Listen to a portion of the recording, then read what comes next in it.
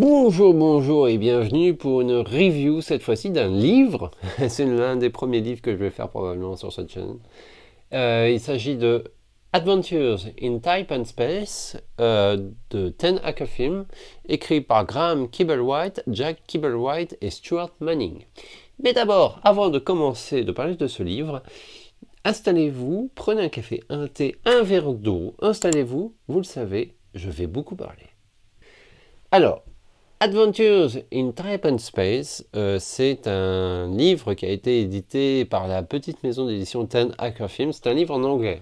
Je tiens à le préciser tout de suite, il s'agit d'un livre en anglais qui est en fait entièrement consacré au logo Doctor Who, au logo de la série, ainsi que les génériques.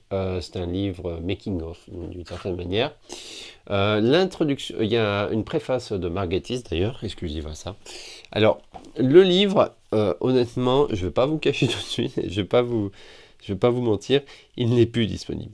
Alors pourquoi? Parce qu'en fait, il a été mis en vente et tous les bénéfices ont été reversés à l'UNICEF. Et donc, c'est toujours pendant une période limitée, malheureusement. Donc, si vous avez l'occasion de le trouver, ce sera sur eBay, ce sera sur des plateformes de seconde main, malheureusement, puisque Ten Acre Film ne le vend plus. J'avais demandé à l'éditeur si il allait revenir quand même sous une forme ou une autre, et pour l'instant, ce n'est pas prévu. En tout cas, voilà, pour l'instant, votre seul moyen de l'avoir, c'est en seconde main. Alors, il est assez complet. Il est vraiment même très complet.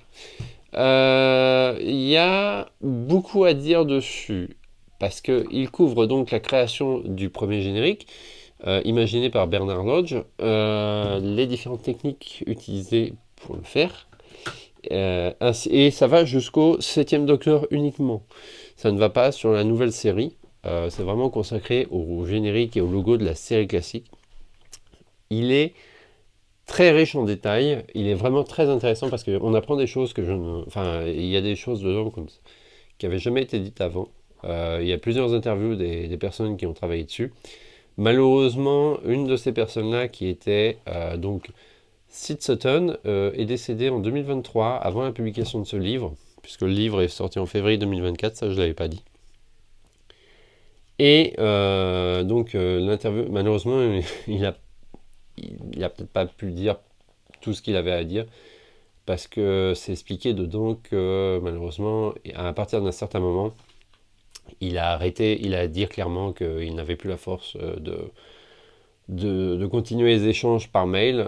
Donc malheureusement, il y a des choses qui ont disparu avec son décès.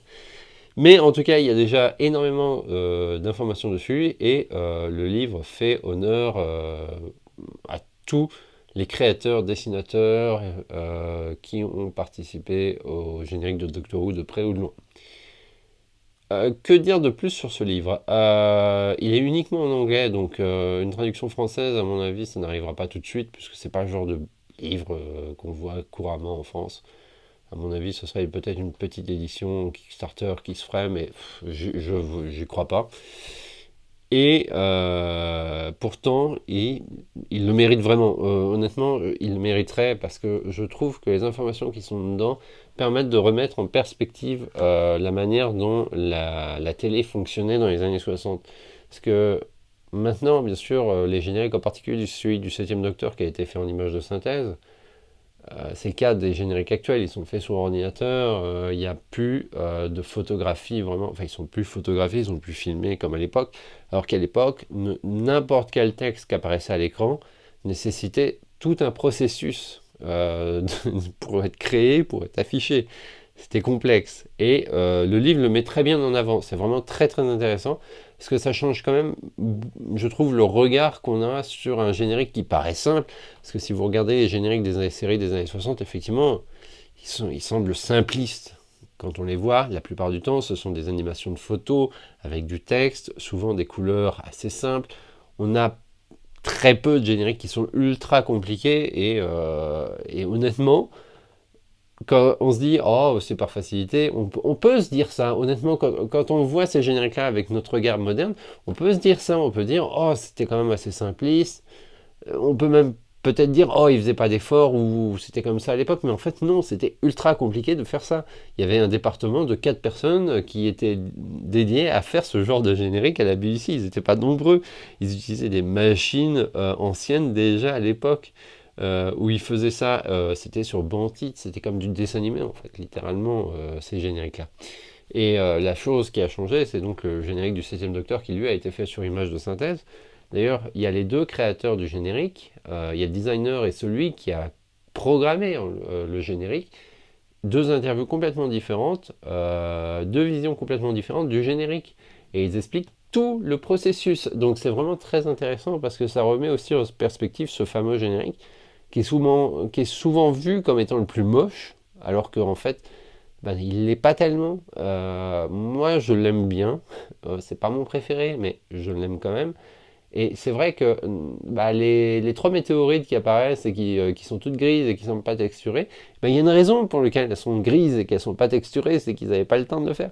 Et ça remet tout en perspective. Il y a vraiment beaucoup d'informations. Et donc, si vous le trouvez d'occasion, je vous le conseille. Après, ne dépensez pas une fortune dessus, hein. Clairement, il ne faut pas non plus exagérer. Un jour, nous allons couvrir ça sur Galifrance, que ce soit en dossier ou en vidéo. C'est quand même prévu parce que, bon, si on doit attendre une sortie française de ce livre, on peut toujours attendre, hein. À mon avis, ça n'arrivera pas avant un bon moment. Mais l'information doit être dite parce qu'il y a quand même, quand on voit ce qui est disponible en français sur la création de ces génériques, c'est quand même maintenant daté et on a beaucoup plus d'informations exactes sur ça. Sachant qu'en plus, avec la sortie des Blu-ray, dans les documents de production qui sont présents en bonus sur les Blu-ray, on voit les feuilles, en tout cas pour la saison 2 c'est le cas, on voit les feuilles qui étaient utilisées par la production pour indiquer où placer les textes, quel type de texte, comment il devait être placé, comment il devait apparaître, comment il devait disparaître, et ainsi de suite. Donc c'est vraiment assez marrant d'avoir, grâce au Blu-ray, la paperasse utilisée pour fabriquer ça et d'avoir dans ce livre le processus de fabrication en détail et d'avoir plus de détails sur la manière dont c'était fait. Et tout ça ça remet en perspective un peu la série des années 60. Voilà, j'espère que je vous ai donné envie de lire ce livre, si jamais vous le trouvez. Donc, comme je vous le dis, ce sera uniquement en seconde main, donc sur les sites de vente en ligne comme eBay, probablement plus eBay, mais il y a aussi World of Books parfois qui peuvent l'avoir, ce genre de site. Comme c'est un livre qui vient d'Angleterre, faut s'attendre à des frais de douane, bien sûr, c'est inévitable. Je ne pense pas qu'il y ait beaucoup de francophones qui l'aient acheté. Si vous l'avez eu, dites-moi ce que vous en avez pensé dans les commentaires, n'hésitez pas. Si vous ne l'avez pas eu, dites-moi ce que vous voulez savoir sur ce bouquin, comme ça peut-être que ça nous éclairera sur un peu quoi faire comme vidéo. Parce que je pense ça semble bête comme ça, mais le processus de création du générique des 6 premières saisons et même de la période de Tom Baker, pardon, la période John Pertwee, nécessite une vidéo en elle-même, rien que par générique, pour expliquer tout le processus, la manière dont ça a été créé, les évolutions, tout ça. Bref, il y a plein de choses à dire.